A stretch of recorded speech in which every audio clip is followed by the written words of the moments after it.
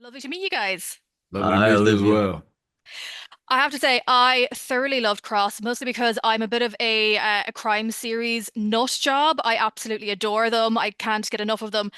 Of course, this isn't our first time seeing Cross on the screen as well. So, Aldis, from your own perspective, how do you approach a character like this, who some people will know it from previous iterations on the screen, Mhm. but others will actually have their own idea from having read the books? Well, I'll tell you, honestly, the work on that was quite easy because the script in itself was so refreshing and so new that didn't really have to imagine how to approach this with a new steps. It was already there. The foundation was there from Ben's work, and then I spoke to Ben. We talked about really not so much the character, but what we were going through, where we were at, what our vision was for things moving forward. And then I spoke to James Patterson about the inception of the character, what was important to him about the character, and really what motivated him, Hmm. to create and once I understood the mind of both makers, I knew exactly how to step into it. And as an artist, my process is always the same when I start with how I build out a character. It's like understanding their honest nature and understanding their why. When you anchor your efforts to their why and to their honesty, it's always going to be your own. It's always going to be unique. Hmm. So you don't have to try for it. All you have to do is focus on the specificity of the person that you're creating, making sure that you know this person truly and passionately and innately. Fabulous. And Ben, I have to say, you did a fantastic job with adapting it to a series format as well. And I was actually like surprised and impressed that you opened with the scene that you did open with. Mhm. Oftentimes for series like this, we would see a scene like that later on in the Hmm. season. So why did you decide to kick it off with such a bang? Sorry Uh, for the pun. it's no, I appreciate that. I actually, well, we knew that we wanted to do more than just to deliver on a thriller. We Mhm. knew that whoever showed up for this, if you're a fan of the Alex Cross series, or even if you've never seen or read the books, if you're a fan of the crime genre, you're going to show up expecting a good mystery, in this case, a thriller. And we wanted to deliver on that, but we also knew that we wanted to combine it with a really compelling character journey. And so I wanted to very quickly give people a window into Alex Cross's why. I wanted to give people a window into a little bit of his backstory and a traumatic event that he still hasn't found a way to overcome.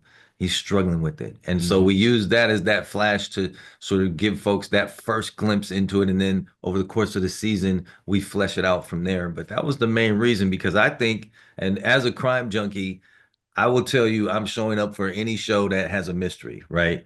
But when I think about the ones that stick with me, it's Mhm. the ones where I invest in the characters. And so I wanted to make sure this show was one of those. Mhm. And one thing that I always love doing is trying to figure out basically who the killers are. And we have a great Mhm. balance between we get one reveal quite early on and we get another reveal later on.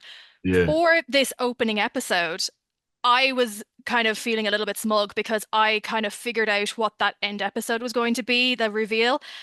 For the scene where we're introduced to that character, of course, we don't know who they are at the time. How do you Yeah. go about crafting a scene like that from both an acting and a writing point of view so that you're kind of hinting at what's to come, but also not giving the game away too early? It's a good structural question. I wrote it out about 7 times to make sure I got it right.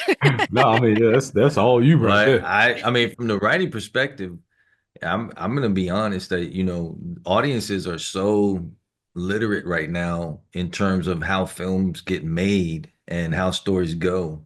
And so, and I know how I am as an audience member, and I know you must be this way too, but Mhm. my wheels start spinning the moment the first image pops up. I'm just right there as if I'm the detective.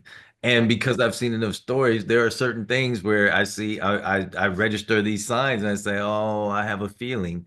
And so if you're looking at that from a writer's perspective, you think there's no way that this happens without some people kind of ferreting out that this might be the bad guy or the Mhm. villain or have something nefarious behind that. And so if you know that's happening now, all you want to do is say, well, then you want to satisfy that and build anticipation. And Mm. so for some people, we have watched screenings and they have no idea. And at the end, they're like, oh no, it's him.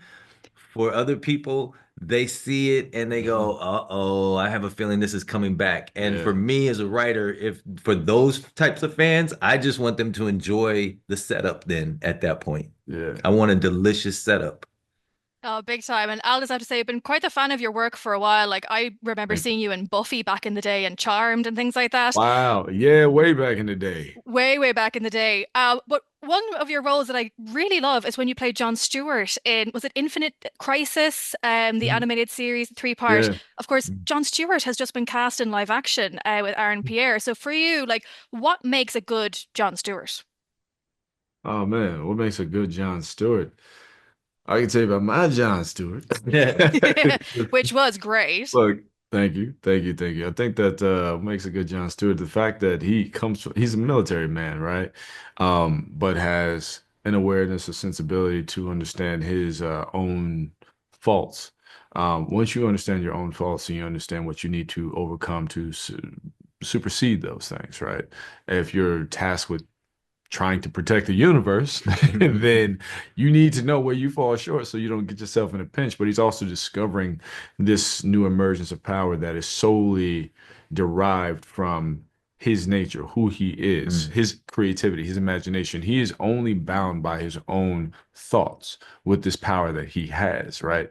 So he needs to engage a bit of freedom of choice Mhm. when engaging situations, which means he has to be quick on his feet. He has to be sharp. He has to be as aware as possible, and then also as responsible as possible. And the thing I also kind of love about John Stewart and talking about it right now is that honestly, I feel like there's so much similarity when it comes to Cross in terms of how they operate and how they move.